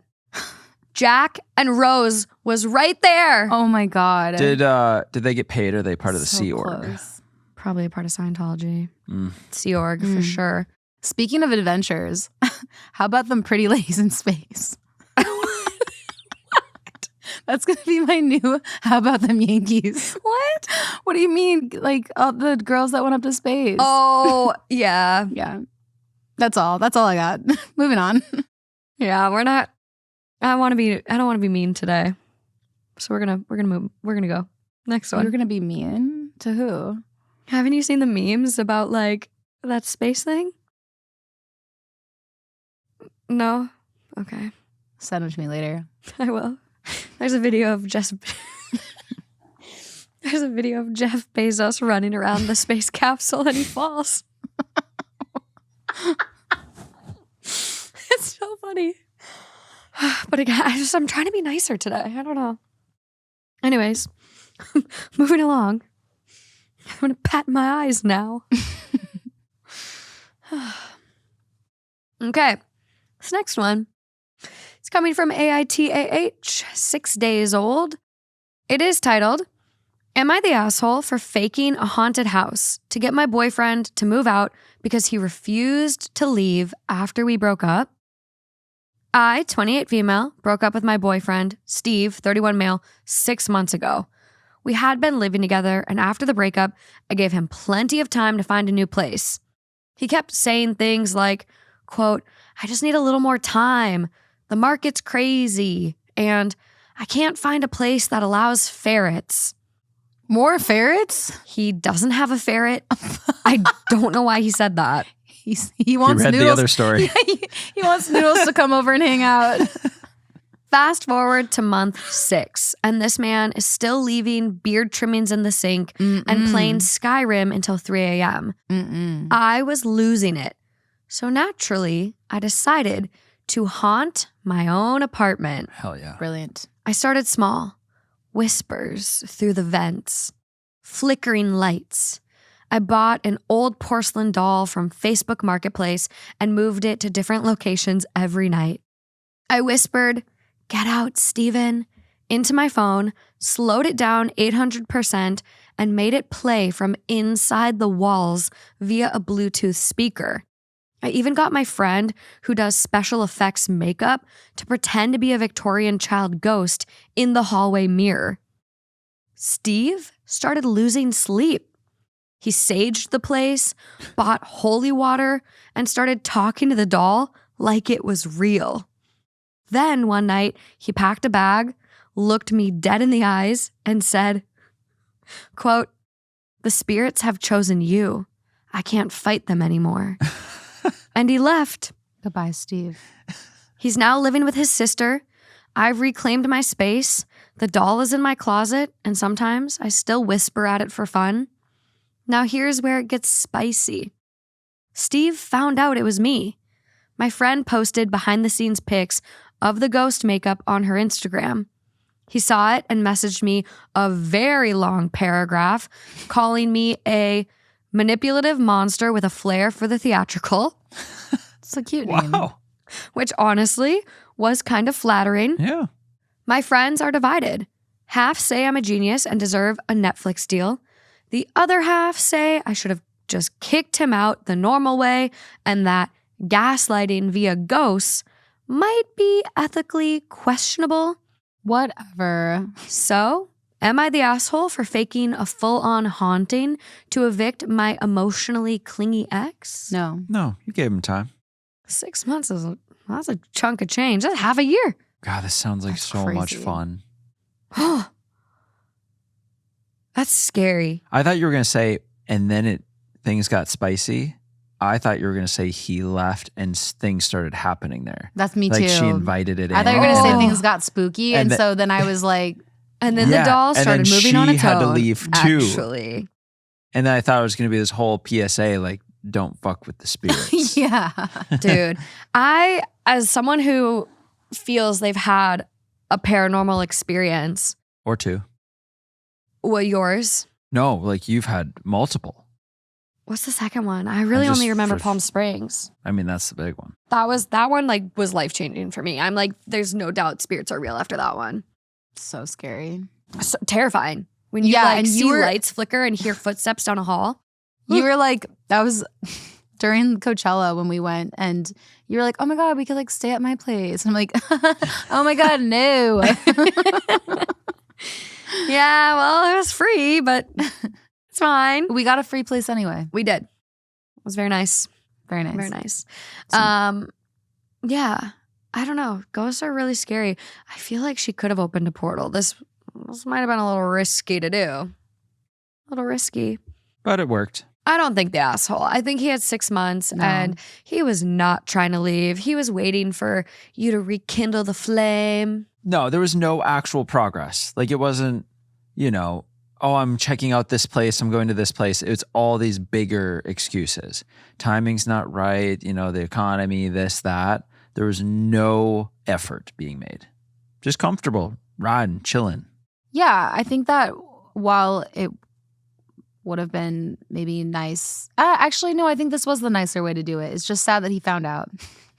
Yeah. Why did the friend post it on Instagram? I know, Keep it secretive. We're right? close friends. Close friends is a better way to do it. Yeah. Before I read the top comment, what's your overall vote? Asshole, not the asshole? Wait, I want to know what people are going to say. Ooh. Definitely not. They're going to say not the asshole. Mine's not the asshole. Top comment at this point in time has been deleted. But I do have screenshots and it did say, you're not the asshole. He had 6 months to move out and still didn't get the hint. If he's emotionally clingy enough to stay in a breakup for that long, a little paranormal push doesn't sound too over the top. Mm-hmm. He'll have plenty of time to reflect with his spirits while living at his sister's. Next comment down, OP better be careful though. By pretending that her house is haunted, she risks offending the ghosts who are already there. I recommend using a Ouija board to communicate with the real ghosts and make sure they are okay with the fake ghosts. Yeah. Same. I don't think you bring a Ouija board. I think we do that. I don't think we so. go home and do that. Make sure everyone's cool. Like, hey, we didn't, we're not doing anything. Anything you'd like change, we'll put up different art for you or something. We just want Yeah. to be cool with you. Do you remember the story we had? It was on Father Knows Something, our other podcast that we do with my dad. If you guys don't know, come over and listen. But we did a spooky episode and one of our listeners actually can really connect with spirits and made a Ouija board to connect with a past grandparent of theirs or a friend. And they said that you're actually not supposed to use the Ouija board from the store. You're supposed to make your Ouija board so that every time you use it, you burn it or discard of it so the spirits can't cling to it. So if anyone out there has a Ouija board, you shouldn't be using that one. You should be making one every time. How is it that people think that a board and a piece of plastic is going to bring spirits to it? How do people think they're that magical? You're going to have to Whoa. test one out and find out. You know what? That's between you and the audience at this point. You and Justin could go together. I don't want none of that. You've been saying you want a spiritual experience. No, I'm not calling out the Ouija boards. You believe Ouija boards are real? I've wanted to make one forever. I just don't do it in our house. And Please don't coming do it in our this house. month only, if you join Patreon, Lauren, Justin, Morgan Don't are roll gonna me into make that. a Ouija board Absolutely not. live and communicate live, but this month only. So make sure you go join on Patreon. No. So I may be trolling not the happening. fact that a Ouija board is likely not legit, but at the same time, I'm not going to risk it. I ain't going to risk it. I feel like I'm not playing with that Alejandra, shit. I think Alejandra's played with one in the past and she felt it move. Well, okay. So I think when I was a little kid, I did one at a sleepover. And it's always because you have like 12 girls having a hand on it. But, like- and so somebody moves it between the But 12 girls. I think it was only her and one other person and they both were like, I really did not move that. Like the spirit moved it. I don't know. I don't know. I don't know. This month only. Come to Patreon. You are going to go and meet with a spiritualist and you can go on a Ouija board field I trip don't need with to them. meet with nobody. I'll do it right here. We are not doing it in any space I have to encounter. Parking lot. Too close. Still too close. No. Yeah, my mom, when I came back from that sleepover, my mom was like, Lauren, don't ever mess with those. And my mom didn't talk like that. So that's why I'm like, no matter what, I'm not going to mess with one. There's spirits are out there, y'all. If you've played with a Ouija board, tell us in the comments. Tell us your story. Moving on. Okay, rocket power. Is that what they sound like? I mean, yeah. Okay. This one is coming from r/advice. It is 11 hours old, titled, Boyfriend told me I'm rushing him into marriage after 5 years of dating. My boyfriend, male 31, and I, female 26, have been together for 5 years. We bought a house together 3.5 years ago. Everything is joint, bank accounts, car insurance, etc. We had a conversation a few weeks ago about getting married, and he told me that he doesn't like to feel rushed. The last time we talked about this was in September, and he told me that we'd be engaged in less than 6 months. Obviously, that didn't happen. So now I don't know what to do. Our relationship is perfect otherwise. We usually communicate really well. He's very attentive and loving. We still go out together and have date nights. He's told me many times before that he wants to marry me. I just don't understand why he won't propose. So my question is, how do I approach this topic again? Or should I even bring it up? Justin? I'm going to go first on this one. Yeah. You guys are so much more in a relevant. Okay. Well, here's my thought. I think you can only take the words, I want to marry you, to have really so much weight because it's really easy to say when you love someone. Yeah. Oh, like, I'd love to marry you, blah, blah, blah. I'll propose in this. I mean, he set the time limit on himself with that comment, but you're already basically married. Like, you're sharing bank accounts. You share a living space. You're basically there. There's something within guys, and it may not just be guys, but I'm just speaking from perspective. I think a lot of times it's super easy to say, and then, I mean, in all these stories, there's this huge holdout. Well, what's the holdout? And then, I'm curious what he's said before when you've brought it up, because that would change how I would advise to go at it this time and ask. But you do have some, I mean, I don't want to call it ammo, but you have a lot of receipts based on him setting a time limit, him making these promises. It's like, why are you dragging your feet? So are we at ultimatum time? Like, hey, do you need to go figure out yourself? Obviously, that's very scary because you put your relationship at risk. Or, I mean, I guess you can sit back, but it really comes down to what you want. And if making that next step is super important to you, then you got to kind of find some way to sort out, are you going to do it or not? Because I can't wait forever. Let's hear your thoughts, Lauren. Well, I think that I would ask him exactly what his hesitations are, considering what you said, Justin, they're living together and they're sharing bank accounts. Like, what is your hesitation of putting the label on it? And just try to get him to be open and transparent about that. Because whenever I was younger, I had a boyfriend who we were literally boyfriend and girlfriend, but he didn't ask me yet. And I thought it was so weird and confusing. Why don't you want to put the label on it? And it like made me feel like he didn't care about me the way I cared about him. But what he ended up saying is that his last relationship was so bad that when he thinks of the word girlfriend and boyfriend, it makes him think bad. And so he loved that we were just so happy, and he was worried that once we put the label, it would turn bad. Yeah. And then after that, we became, we figured it out and we were boyfriend and girlfriend. But I'm just wondering, like, is it because he doesn't actually want to be in the marriage, or is it because maybe his parents had a bad marriage and he's scared of the word? Because like you said, it sounds like they're basically doing it right now, the marriage thing. So what is the concern? Does he not want to spend the money on a wedding? Like, where is it that he's really feeling it? That's a really good point, because I do think, Justin, you were kind of hesitant for that reason too. You like, we had a conversation, you were like, everyone in my life, like everyone's gotten divorced. So like marriage is like kind of like this big thing that's like kind of scary. Like my parents, my aunt and uncle, like everyone has gotten almost divorced. kind of feels like a curse rather than like a good thing if you go through that. Yeah, so that's why he was hesitant, but yet was still saying like, no, this is what I want. Like, it is important, but like he was so nervous for that, because almost like that, where it's like when you go from boyfriend and girlfriend to then married, what if it changes and what if it gets bad, because everything I've seen is bad. Right. So maybe it is a little bit of that. But like after 5 years owning a house together, they've owned the house for 3.5 years, meaning they bought the house a year and a half into dating. Huge. Yeah. Joint accounts, everything's joint. Girl, you better start putting some money in your own account right now, because that's ridiculous. No.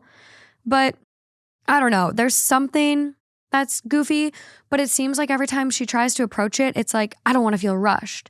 But it's like, but you said 6 months. Like, right. Don't lie to me, because then it feels like I can't trust you. Yeah. And I feel disappointed. And like feeling disappointed by something your partner does or says, like, that just is not a fun feeling. For sure. There's a comment here from someone with 1.2K upvotes. Dude will be 2 years into raising their second child and be like, don't want to rush it. Next comment down.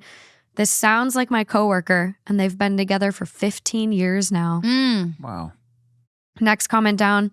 Yeah, I got a coworker who has been with her boyfriend for 18 years. She swears anyway he will propose. 5 years is long enough. If he wanted to propose, he would have already, I feel like. And this is a hot topic, because you know how many videos I see of girls like breaking up because they're at like year 3, year 4, year 5, year 6, 7, 8, whatever, a decent amount of time. And then they're like crying on social media, which is valid, but they're like, we broke up and he proposed to the next girl within 6 months. Like, I was with him for 5 years and I wasn't enough, but then they 6 months and he proposed. And this is that theory where like you can be with someone, right? And someone has like 80% of what you're looking for, but 80% isn't 100. So you're like, I don't want that. It's not 100. It's not right. I'm not going to propose. So you break up. And then the next person you date has that 20% that was missing. And then they propose. Oh, But that's what you just think it that is? 20%. Someone's talked about it. But they're missing all of the other. You're right. It could be, yeah. Someone's talked I about was it thinking somewhere. you were referring to it more of like when you know, you know. Well, I mean, there's something holding him back, but there's also people that live by like, why are you giving wifey privileges without wifey status? Like, you should only be giving girlfriend privileges if you're only girlfriend. Yeah. No, I've seen that trend. That was We've funny. talked about it before. Like, Alejandra and I think talked about it in an episode. But like, it's kind of that where it's like, why buy the cow when you get the milk for free? No. What? Yeah, I don't know. What? What's that saying? I don't know. But it's like you're already getting everything. You're living this married life. Why change anything? What's the incentive? And then you get in your head and you're like, but you shouldn't have to be incentivized to get Right. married because then that's not right. Mm-hmm. So maybe he's just not your person. If it's something that's important to you, Well, that's why I just think it's like about getting to the bottom of it. Like, is it that he's just too hesitant because he's not sure about her? Or is it because he is scared of the word because it's like, or you know what I mean? Is there something going on psychologically with him? Or is it the fact that he just doesn't think that she's the right person? so we have some comments from OP. Let's hear it. Well, I guess these were the answers I was expecting. LOL. 1, no, we don't have kids. 2, we make roughly the same amount of money. 3, marriage isn't a deal breaker for me. Just confused on why he says he wants to and then doesn't. 4, joining bank accounts was a decision made with the insight of my dad. Probably not the best advice, I'll be honest. LOL. Mm-hmm. No, it is not. And go put money in your own account. And then mortgage expenses and shared expenses in a joint. Thank you. Mm-hmm. 5, bought the house because we got a great deal. 6, our relationship is good. Thank you all for the replies. -2 upvotes right now. Someone replies back to OP. If he wanted to, he would. Next comment down. Well, he has all the perks of a live-in maid and cook, even if he pitches in. It's still not doing everything himself like he would need to. He's got a place to live that I bet neither of you could afford by yourselves, and he's got dink money, dual income, no kids. You two are basically roommates with privileges. This almost never turns out the way you are hoping. You are not living in a Hallmark movie. You two need to have a very civil, very adult conversation. That feels like a little bit of tough love. Kind of liked it. I think, yes, but I think you can also fall somewhere in the middle where she just said, hey, it's not a deal breaker for me. Yeah. And if it's not, then What's the issue? yeah, you're just kind of like, what's the deal with this? Because I if guess you that- hadn't ever brought it up and made it a point, like, oh, I'm going to propose to you, I'm going to marry you, and then it never happens, you're just kind of like, you know, Okay. wait, like what? Yeah, it's more so the false promises, which is what I have a problem with. I think for me, I have a problem with people when they say they're going to do something and then they don't. And it just feels like such a letdown. And maybe that's on me and my trauma, but I'm triggered. I don't think you wanting people to do what they say they're going to do is like a trauma response. I think that's pretty normal. Thank you. Yeah. I've been calling my mom. I called my mom every day this week and I'm like, hey, did you talk to your friend about the beer donkey and the camel? And she's like, she's not calling me back. And I'm like, ugh. This is why I feel like I can't depend on anyone. I have to do everything myself. It's my trauma. I'm like, I need the beer burrow. This is my bridezilla moment. Where's my beer donkey? It's coming. It's starting now. It's brewing. No, I'll just buy my own donkey. They're not expensive. And then do what with it? I'm gonna live at our house. With noodles? I'm not getting a ferret. I want noodles. OP does have a few more comments here. I think it's more so the not sticking to his word is what I'm bothered by. Don't get me wrong, I want to get married, but I think I could look past it if he would straight up tell me he doesn't want to get married.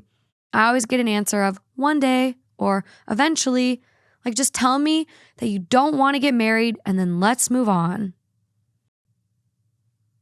But you just said, It wasn't a deal breaker. I want to get married. OP, right here, you just said, don't get me wrong, I want to get married. But you're also saying it's not a deal breaker. I think that still works. I don't know. OP also adds, I never said anything about wanting a wedding, but we've already talked about that. My dad owns land, gonna have a little thing out there, potluck situation with our families, alcohol, some music. Definitely less than what we spent to buy a house, LOL. Which she's not wanting much. Yeah. So he just doesn't want to marry you. And if you do want to get married, why settle? Why settle? Do we have updates? No updates. Ugh. No updates. OP's account is ironically titled Fuck Me Sideways, Bro. Wow. Nice. Seems like a real account. OP shared a picture of their cat. Very cute black cat with bright yellow eyes. They look yellow to me. Very cute cat, though. Oh, that's a man. I love black cats. That is an old man. That's not a cat. I love a black cat. Dude, people need to stop making those AIs of their animals. It is creepy, disgusting. Oh my God, and I saw one of the best ones the other day. I don't want to see what your dog looks like I need to show as a you. human. It's hilarious. I'm going to find it. But moving on to our last story of the night. Oakley dokley. Howdy, neighbor. Hooby dooby. Are we ready? Tissues? Yes, I do have tissues ready. I will try to get through this. I'm reading this with a point today. See, when you prep me, I probably won't cry. Oh, okay. Well, So if you wanted tears, you probably just lost them. No, I really do want to keep it together. Strong now. I don't love crying during these stories, but they're very emotional sometimes. I want to read this story because I think there's so much amazing, amazing support and love in this community. And I think this person could really use some. So this is coming from our very own Too Hot Takes subreddit. It's 18 days old. It does not fit today's theme, but again, putting it in because I want to. Bonus. It is titled, I'm 34, I'm dying, and I'm fucking terrified. I have terminal brain cancer. I'm not even sure I want to say what kind. Doesn't matter. It's the kind that wins. Doctors are saying months, maybe less if things go south fast. I've tried to keep it together for my wife, my daughter. She's not even 3 yet. My parents and friends. But I don't think I've ever been this scared in my life. People keep saying, stay strong, or just take it one day at a time. But how the fuck do you do that when every day is just one step closer to leaving the people you love behind? I look at my daughter and I wonder if she'll remember me at all. That's the part that's breaking me the most. Will she remember how I made her pancakes? I said I wasn't going to cry. Oh, God. How I did that dumb little bunny voice that always made her giggle? Or is she just going to grow up with photos and a couple of videos and that's it?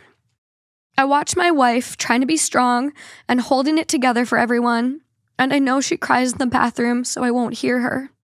We haven't really talked about the end. We sort of pretend it's not real, or we talk in practicalities, paperwork, insurance, what she'll need to do when I'm gone, but not about it. The actual not being here anymore. I'm scared of the pain, yeah, but more than that, I'm scared of missing everything. Her first day of school, her reading her first book, her falling in love. Why did I do this to myself every time? I want to be there so badly, it physically hurts. I don't even know what I want from writing this. I guess I just needed to say it out loud. I'm not strong. I'm not brave. I'm just a dad who's dying and doesn't want to leave his little girl behind.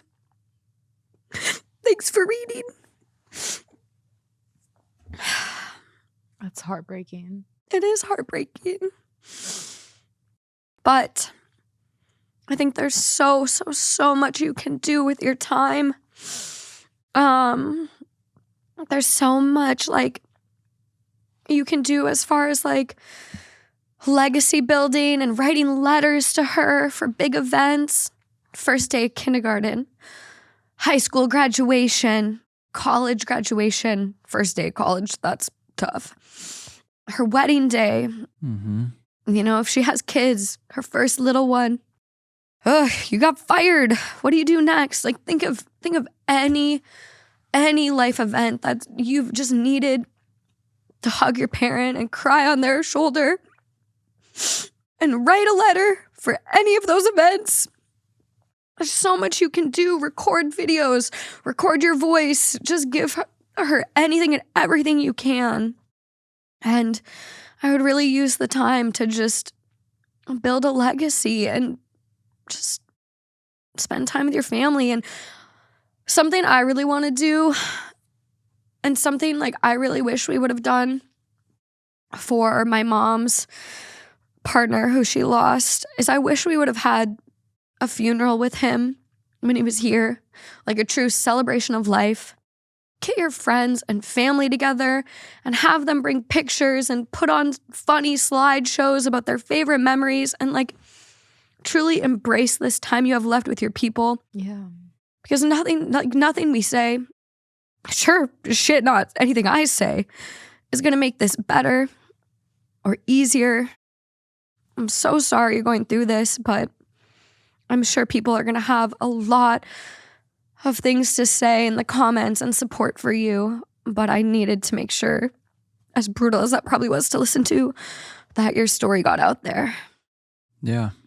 Well, I think it's good for everyone to hear a story like this. And I'm glad it was submitted, because I think a lot of us can get so wrapped up in our day-to-day routines and our problems that feel so huge. Your bad moods, the person that cut you off this morning, all of that. And you really lose sight of what you do have. And I think when, because we all do have an end, but you can't really see that end coming. When that end gets a lot closer, no matter if it's something like this, old age, whatever it may be, and you can see that end coming, the only thing you hope for is more time. All those little problems, everything else, it shows how meaningless that is, and it really shows you what the important things are. Yeah, life is short. Life is short, and you just need to appreciate every single day. But I do love what you said, though. The legacy stuff. Because you will be there. And by doing this, you'll also physically be there in some sense. Because we don't know what's after. I mean, you may not be physically present in this life that we understand. You might be standing right up there being able to see all this happen and appreciate it. But one way you can guarantee you will physically be there is if you do those. Yeah. I think that's brilliant. In the comments, our amazing community, they were on it as well. Top comment, start writing letters for your daughter and wife and your wife Yep.